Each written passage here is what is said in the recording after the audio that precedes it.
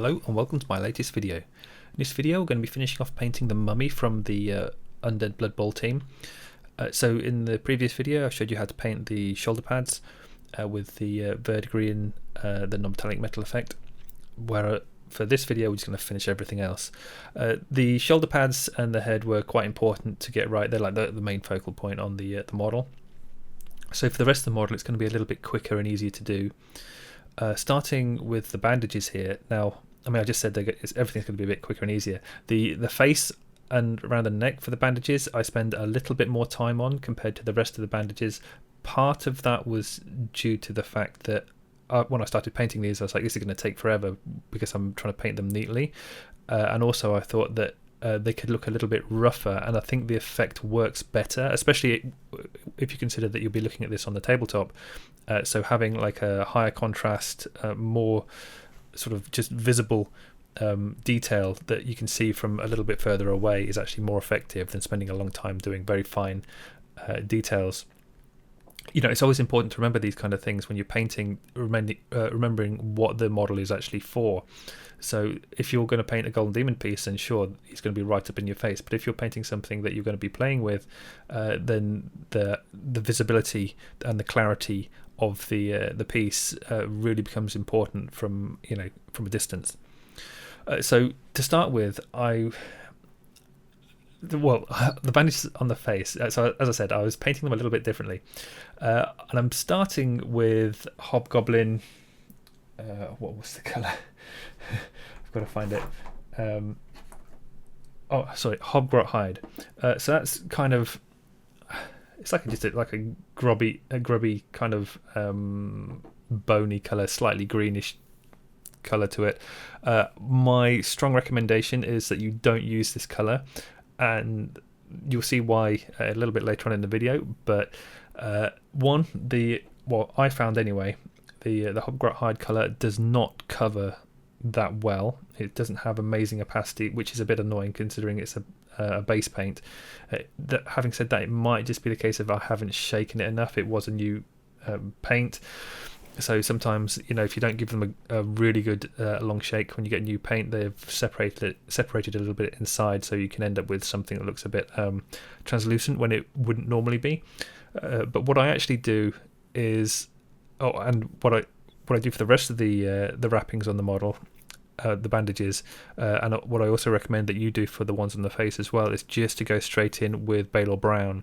Now, I wasn't going to use Balor Brown at all on the wrappings, and the reason I picked Hobgrot hide was because I thought it would look a little bit sort of old and not too saturated, and a little bit grubby with the extra tiny hint of colour in there.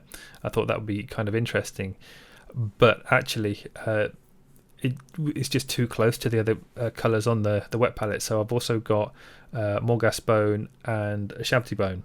Now you don't need to use the exact colours. You could get away with using, say, Screaming Skull, or whatever. Just like a dark bony colour, a medium bony colour, and a light bony colour.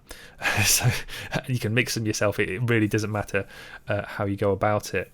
But and you can see how I'm doing it. So the main thing to focus on with the highlight, so it's basically just painting lines across it, and then picking out some of the raised details. So the upper edges is kind of important on the face to pick those out. I don't pick them out anywhere else really on the model, but on the face, because people are going to look at that the closest. So you just spend a little bit of time on those, picking out the details. But you're also painting the lighting effects on this, and I will show you as well the sort of quicker way to do it on the back of the model. But it's pretty much just a case of, as I said, painting vertical lines parallel to each other and then following the curves round as it goes over the model. But if it's closer to the light point on the model, so you can see on the face how the wrappings are lighter to the left hand side, and they sort of curve around to the right and they go a bit darker. If you highlight everything the same, it's not too bad, because I will be glazing over some Rhinox hide later on, and I need to explain a bit more about the Rhinox hide because I actually don't show you enough about how I use it. So that'll be the main thing is that when you use the Rhinox hide, it will make everything look kind of grubby and will hide any of the areas that you haven't spent enough time on. But again, talk about that when we get to the actual section of it. But if you can, when you're painting in the highlights, just try and focus with the brightest highlight. So either Ushabti Bone or Screaming Skull or whatever it is that you're using as your brightest color for the highlight. You can even go up to white if you want, but just be aware if you take it up to white that it's going to be fighting with the white on the non-metallic metal, so that will actually make the metal look less bright. So if you can avoid it, try not to go up to white, because then you sort of like you're dulling down the metal pretty much. Because remember, it's a non-metallic metal effect on the armor, and so that means it's just white. White is as bright as it goes. It doesn't actually reflect like real metal. So you like if you painted other areas that are white on the model, then that's it. They're basically the same level of brightness. But yeah, so that's pretty much it for the face. So as I said, I used Hobgrot Hide. You don't need to do that, and I strongly suggest that you go with Balor Brown. So you can see here on the wet palette now. So on the top it was Hobgrot Hide, Morghast Bone, and Ushabti Bone. But now I've swapped it over for Balor Brown, which is the middle left one.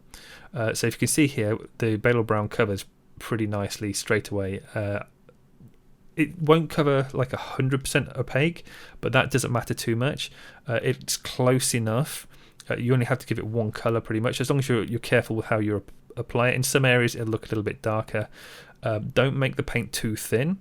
So this is around about 50-50, maybe a little bit more paint than water, depending again on which paint it is, like on your own paint. Like if it's a little bit wetter, or maybe if you've had it open a long time and it's dried out a bit, it can have different properties. But around about 50-50, but as I said, maybe a little bit more paint, and just cover all the bandages like that in one go, and they'll look pretty good. Like if you wanted, you could just leave it like that and they just look like old dirty sort of wraps on the model, but I wanted to add the texture effect of it.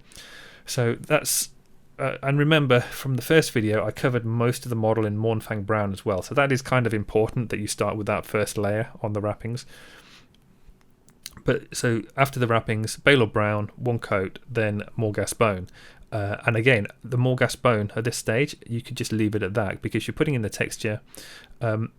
Before, when I said it's all vertical lines, it does depend on the angle of the wrapping. So if it curves up and around, so you got some like vertical wrappings going up around the shoulders of the mummy, then it obviously turns to horizontal lines or whatever. It's pretty straightforward, but just do lots of lines all parallel to each other. You don't have to be that neat. Don't worry if you catch the tops and bottoms of things. Just try not to catch anything that isn't a wrap. But as I said, they don't need to be that neat because these bandages are all grubby and gross and have been damaged or whatever. And actually, it just looks better having them sort of a little bit more random and having larger gaps here and there. And here you can see I'm just taking it to the highest highlight, and now this should try and match in with whatever highlights you got painted on there. You can see that I've got like a strong highlight on the shoulder pad on the back. I've not done the best job on the non-metallics on the back. I did those a little bit quicker, but I wanted to get them all done anyway. So it's good enough, and it's still high contrast, so that when you look at it on the tabletop, it stands out nicely and clearly. But basically, you just have to paint. Pretty much it's that quick. It'll take you 20 minutes or something just to paint all the wrappings with these quick texture marks on there. It might just take a little bit of practice to get the movement right, but once you put it down, it's very, very quick to do. And just for a side note, I'm using a size 00 Artist Opus brush. You don't have to use such a small brush. You can use a larger one. I just find that if you go up the larger sizes you go up to, so the tip can be very similar, but you just might end up catching a few more bits here and there with the larger brush, and you also risk doing like fatter marks if you can paint the details, like the sloppy details, quicker with the smaller brush. But here you can see I'm using the Rhinox hide, and as I mentioned this before, this is really good for just making them grubby, filling in sort of areas where you haven't done a good job. It speeds up the process of not having to fill in all the details. So you've probably, on the brightest parts of the wrappings, you've taken that up to, as I said, Ushabti Bone or Screaming Skull. And then as it curves around to the side, you've only stayed at Morghast Bone. So and as it goes around into the shadows, that's where you take the Rhinox hide. It's watered down, turned into a glaze, quite a thick glaze, so probably around about 4 parts water to 1 part paint, and you just basically glaze over it. And now I just carried on using my same size 00 brush for doing it, but you can use a larger brush, and that'll be way quicker. And do that on all of the wrappings. So like on the side, as it goes under the arms as well, and like in the armpits, glaze those areas with the Rhinox hide. It just dulls them down, makes them look shadowed and also kind of grubby, and it just speeds up the process and also neatens it as well. So we're going to spend a little bit of time here on the belt buckle, so the skull. When I painted this, I didn't put any weathering on it, so this will stand out very differently to the shoulder pads. So the shoulder pads are painted in like a bronze effect, whereas the belt buckle, I just thought I'll just keep that as gold. So gold doesn't really weather, it doesn't weather at all like bronze. There's no copper element in the gold, so it won't have any of that green effect on it, which means basically that I just can focus on making it look nice and rich and yellow, which then stands out nicely. It's just a nice little feature on the piece. It's also quite a nice big skull, so you can spend a bit of time on it just making it look interesting. The colours that I'm using are Rhinox hide, Mournfang brown, XV88, Balor brown, nice yellow. So pretty standard colours that I use for non-metallic gold effect. Obviously going up to white as well. And it's so if you've seen any of my other videos on how to do non-metallic metals, it's going to be exactly the same process really for doing this. The only thing is you're getting to see it on a skull. Actually, having painted this, I am thinking it might be interesting to maybe paint an undead model in non-metallic metal gold. I've not seen anyone do that. It could be like you can make some interesting backstory for it. So I might do something like that, depending on what time I've got, because I've got a lot of models I've got to get through. But for this case, the main thing to make the non-metallic metal effect work, well, there's two things. One is the lighting has to match the lighting on the rest of the model, which again, you just hold under a lamp or whatever, gives you a rough idea on how the light falls, and then you just pick out extra details that you want. But that would be true for anything. So even for painting the trousers, like the pants, or the like the shoulder pads, or any part of the model, the lighting has to kind of all be consistent throughout. But the other main thing is to get the light volumes correct, and to a certain extent, so I said 2 but maybe 3, is the bounce light, which will make it look kind of shinier, because you'll see the sort of like the reflected light. But the bounce thing doesn't come into play just yet. So I started again on the first video, it was like the skull got like a good sort of sloppy covering of Mournfang brown, so I'm pretty much going straight into the Balor brown at this stage, and all I've done is focus on the top left. And so when I say you hold the model under a lamp, and the temptation will be just to fill in exactly the same highlight position as you can see hitting the skull. So there'll be quite a large one on the forehead, the top of the brow, the top section on the nose bridge, and around the eye, on the upper edge on the eye sockets, and picking out a few teeth and things like that. Focusing towards the left hand side while the right goes more into shadow. And it is important to leave the right in shadow, because it's mainly going to be the underside of things on the right hand side that are going to catch the reflected light, so that you use that darker side for painting in bounce highlights.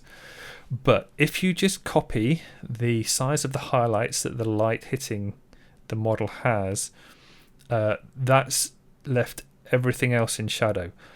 So what you need to do is to paint the highlights on, and you can see here I'm now going back after I used the XV88. So the XV88 is the one on the right middle, but I went back with the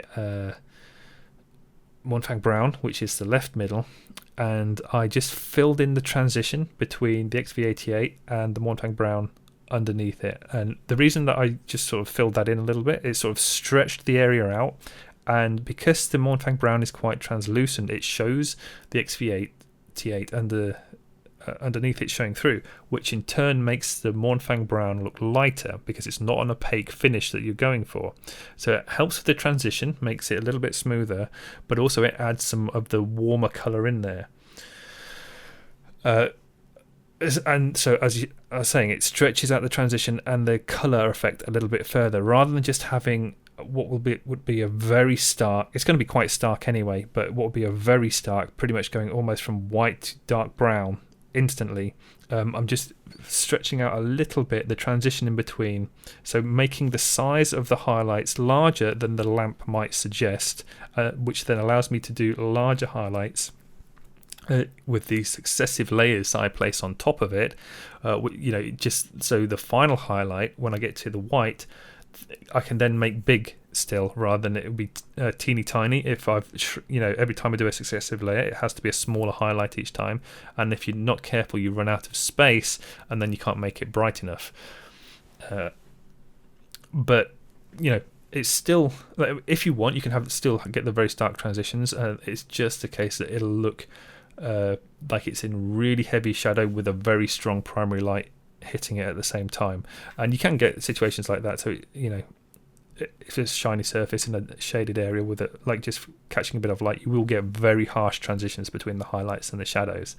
But in this case, I wanted to get a bit more of the color in. I wanted that yellow color to be visible, and you can see here as well. So I've got the Balor brown on there, but and also going up to ice yellow, but I keep going back with the other colors, and so where the transition is quite harsh, because when I'm painting in the highlight layers with the light volume for each highlight layer, I'm doing quite an opaque finish as I block it in. So there's like a step between the highlight that I've painted on and the one beneath it. Then I go back with the previous layer and I just sort of feather around the edge, and it softens up just at the edge of that highlight, the transition. It's quite a fun way of painting as well. I enjoy that kind of thing. It will take a lot longer to do if you paint like a whole model like that, but just in a small area, it's pretty cool. And also it will then differentiate the surfaces on the model. So you can see it's going to be kind of neater and smoother looking on the golden skull, whereas the shoulder pads, they're really harsh, scratchy. So even though they're both metal, and they should hopefully still read as like metal surfaces, the finish is very different between the two, and it just keeps the materials looking different. So it's not always a case of, oh, this is how you paint non-metallic metal. There's lots of different ways of painting non-metallic metal, lots of different surfaces, and it just makes everything more interesting if you can vary the surfaces. It's not just a case of edge highlighting everything or just painting everything smooth, or things like that. A lot of variety, even if it's not painted that neatly, can quite often just be more interesting to look at. So here I'm just taking up the final highlights up to white. The main highlight should be obviously towards the top section of the skull, so on the brightest shiny spot on the forehead. That's going to take the majority of the highlight. So here you can just see I'm actually going back in and sort of pushing out the size of the highlight a little bit more as well. It's important to try and keep the same shape as the previous highlights underneath it, but obviously the same shape but smaller, so you can still see the colours at the edges. And you can spend as long as you want doing this. Like if you're doing it for a competition, you can spend making sure, thin the paint down, do little feathering at the edges of each successive layer, and you get a really nice smooth transition while still maintaining the the light volumes.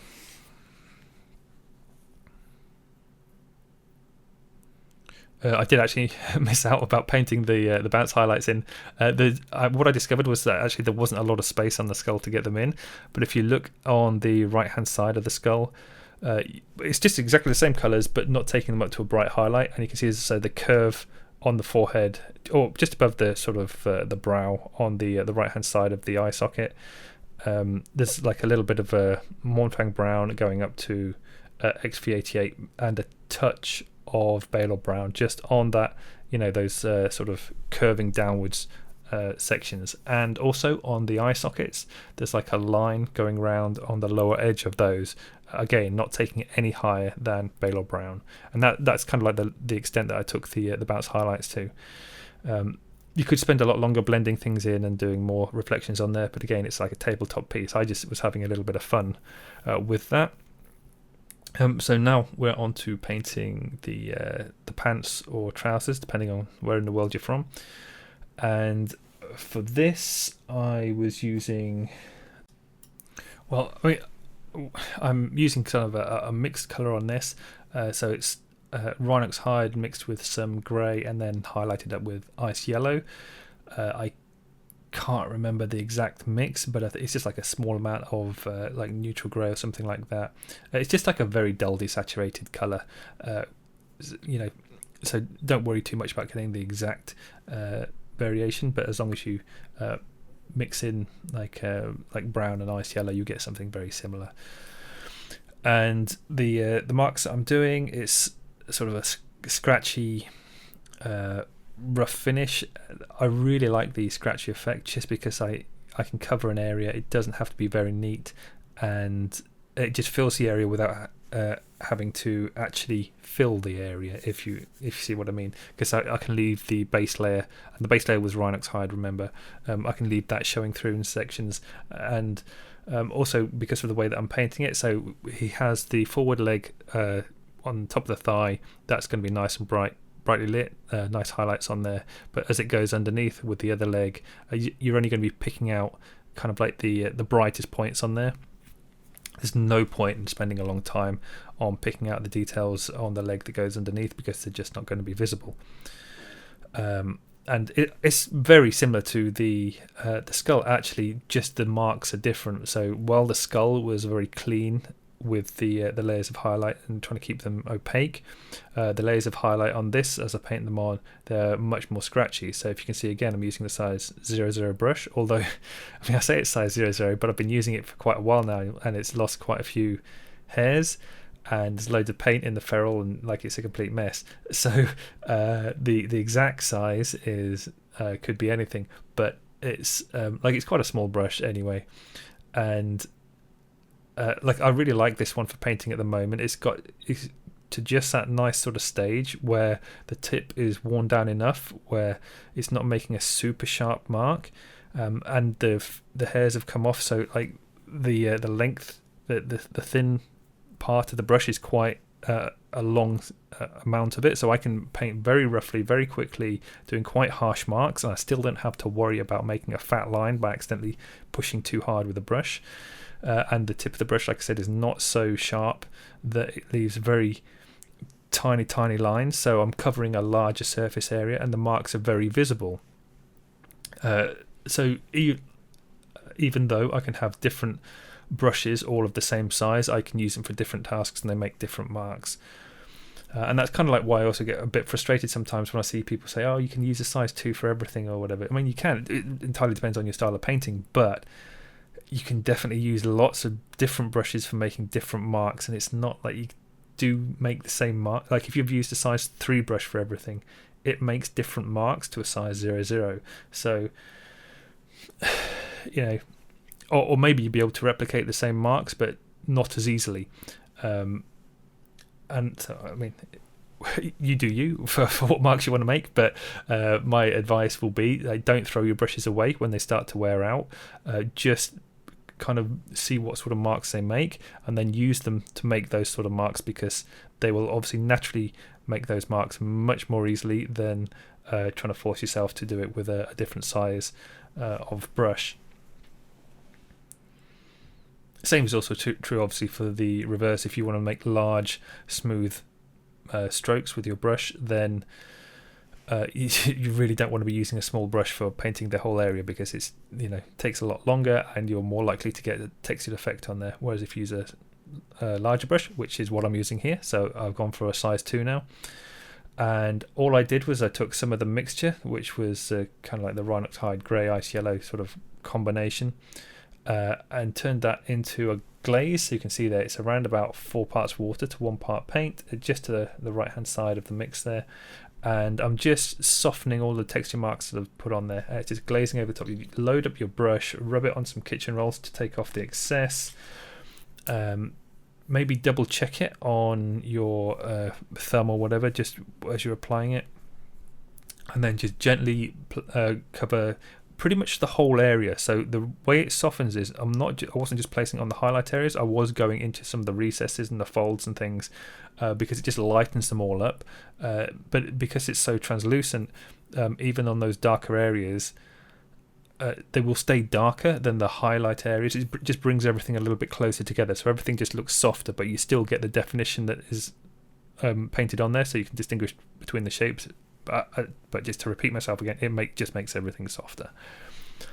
And now I've gone back again to my old size 00 brush, and I've added a bit of white to the mix now. I've made this overly complicated with the colours that I've used, and there's no need to do that. So if you have like any kind of colour that you want, if you just want to desaturate it, you can turn it into the same kind of thing. So like if you pick, say, a purple colour, add black to it, so that desaturates it, and then add white to it, and that desaturates it and lightens it. And it's basically a slightly coloured grey.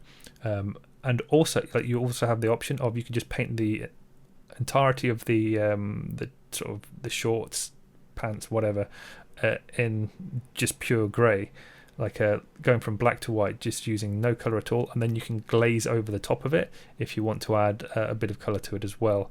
But obviously the painting techniques, they obviously have to match what I've used in the video here, but don't worry too much about getting the exact colour, because I can't remember what the mixture was. Now on to the belt. The belt is very simple. That, if you remember, that was given a coat of Rhinox hide at the beginning, and then I think, yeah, that's all I've done. So it's just a layer of Rhinox hide, and then I've gone straight into Troll Slayer Orange. Now Troll Slayer Orange, for me, whenever I use it, has awful coverage. To counteract that, I have left the paint a bit thinner, so this is more like 60-40 paint to water.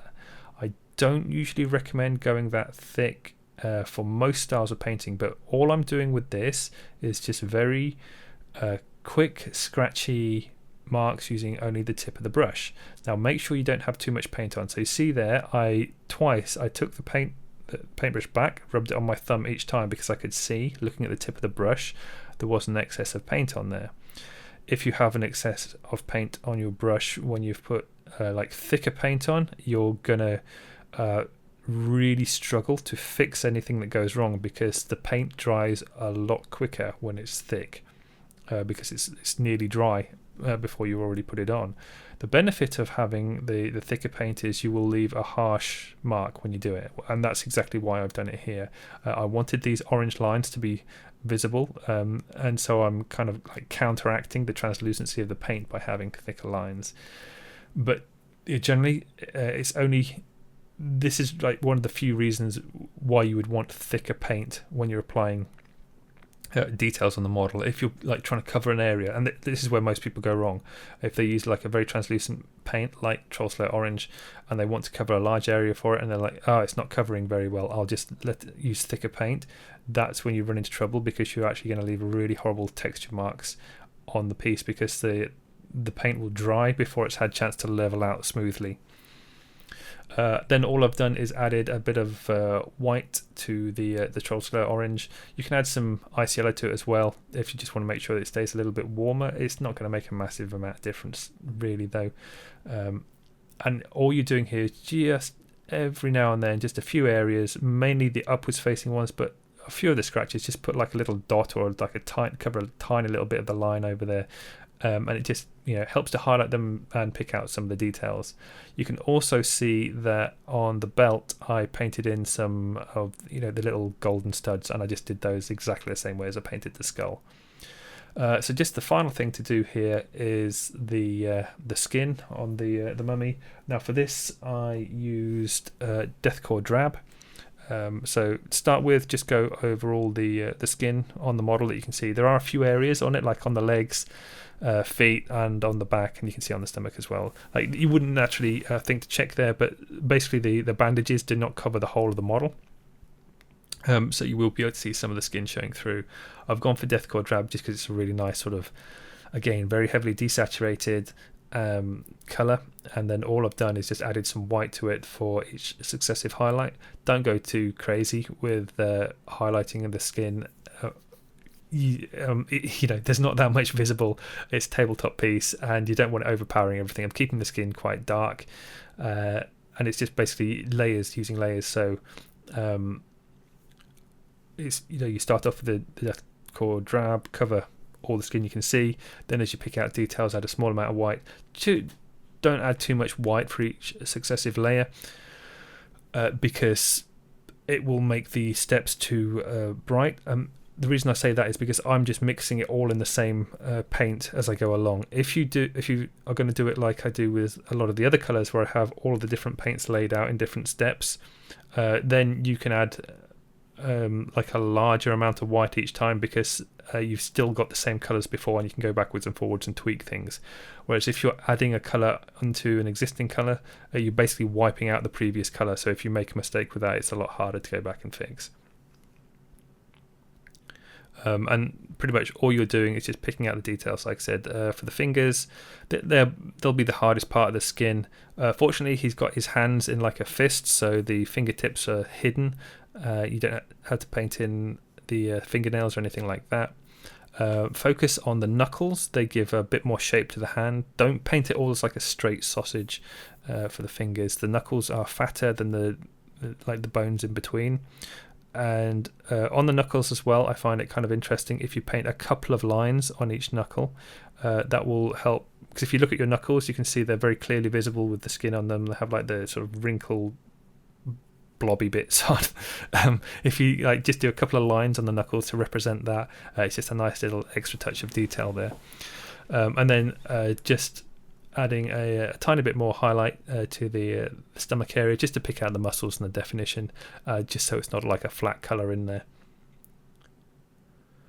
You can also see it here where on the hands, so that, as I mentioned, the hands are in fists, and in the fists he is actually holding something. I've painted them as bandages, but he's holding something to hold the armor plating on his forearms. I didn't notice that when I first painted them, so I had to go back quickly and paint those on. It is really worth painting them on though, because it then makes more sense about how things are like holding on, staying on the model and things like that. I'm not actually convinced that bandages would be the best way to hold on armor plates. I would have thought they would tear and stretch and things quite easily, but it's a mummy. It's probably magic, but it just looks a little bit better because they are actually sculpted on. It wasn't super clear on the sculpt when it was just the primer and the brown like sort of all blended together, but it is there, so do pick those out. And that's pretty much it. For those wondering, the grass, that was very, very quick and simple to do. So it was just a flat base. I gave it a Mournfang brown layer, did that at the same time as I painted all the other Mournfang brown on the model, and then I just glued the grass on. And the glass is by Mininature, Mininatur, and they're moss pads. And you can pick whatever colour green you want, because they do a few varieties. I think this might be the spring one. And that's pretty much it. You've got something there I think looks really cool, interesting. It's maybe a little bit over detailed for a tabletop piece, but that's just the way I like to paint them. Like for if I'm going to paint something, I need to have fun painting it. And I'll be hopefully doing the rest of my undead, shambling undead, whatever they're called, in a similar style, but I am going to paint them all with different effects. So they're all going to have this like sort of grimdark kind of grimy look to them, but the colours are going to be different. I'm going to paint some with some gold shoulder pads. Like there's another mummy I think in the box, he's going to have gold shoulder pads instead of the bronze, things like that anyway. And I will hopefully do videos for those as well, but as I said, like I've got a lot of videos to get through. But anyway, so that's the end of this video. Hope you enjoyed it. Thank you very much for watching, and I'll see you next time.